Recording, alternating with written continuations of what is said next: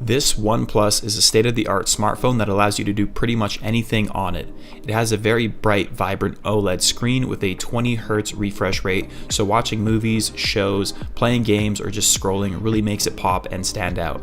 It does have a Snapdragon Gen 2 for the hardware, so playing games or other very intensive things won't affect the performance at all.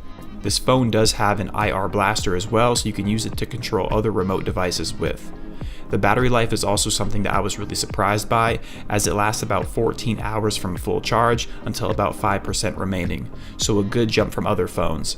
And it also charges your phone from 0 to 70% in 15 minutes, which is extremely fast. The camera has a really nice contrast in photos with solid highlights, the colors match, and there's no noise in the pictures either. In low light is where it shines the most in my opinion. It's also water resistant, so don't worry about any splash damage from water or other wet things, but please don't submerge it. Overall, this is a really great phone that beats out a lot of the other competition, so I would definitely recommend it.